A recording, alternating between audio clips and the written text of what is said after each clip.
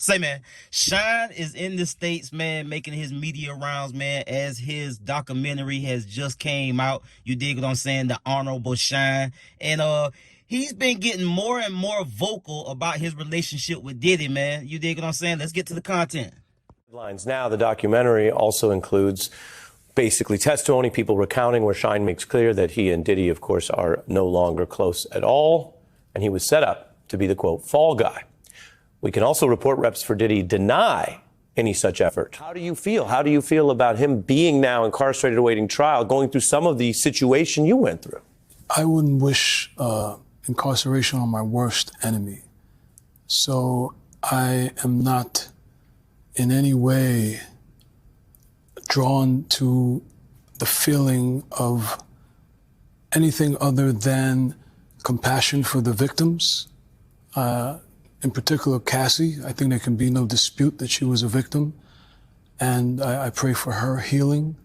I empathize with her, can relate to the loudness of Diddy's power and celebrity, and so, you know, where do you turn? Where do you go?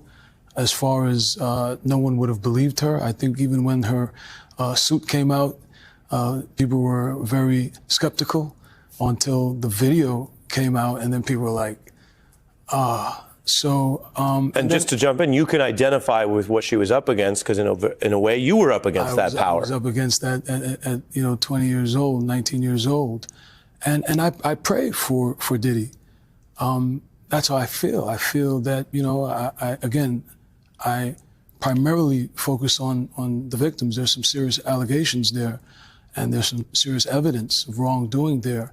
But then I pray for him as a human being that he can find it within himself to figure out why he's in the position he's in, because the universe works in a very direct way.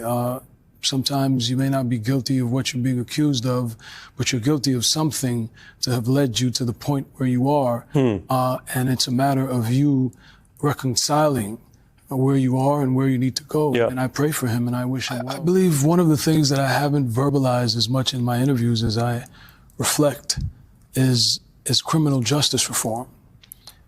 And the idea that you throw people away because they've made a mistake and they've had involvement in the criminal justice system is bizarre and totally undermines the objective of a safe and secure society.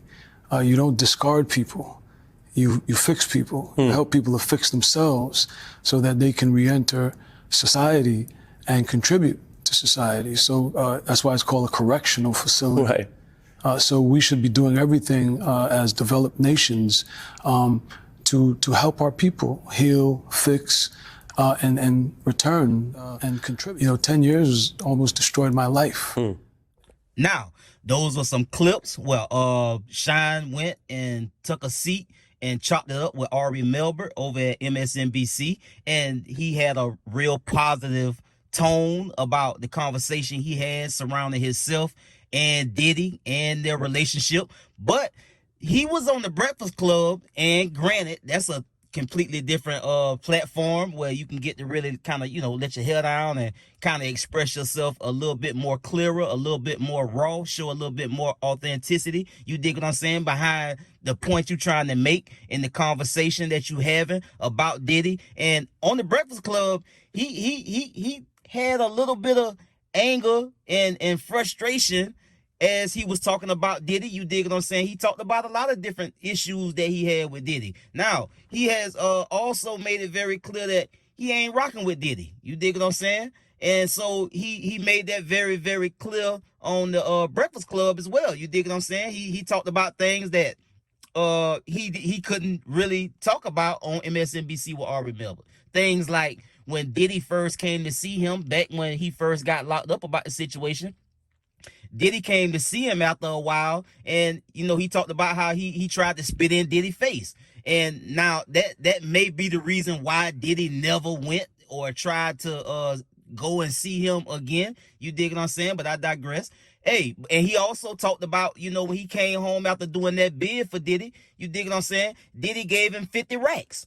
And now that kind of rubbed him the wrong way when he met up with Diddy in Paris and he had Cassie with him, and he watched, he pocket watched Diddy spend about a half a ticket on Cassie.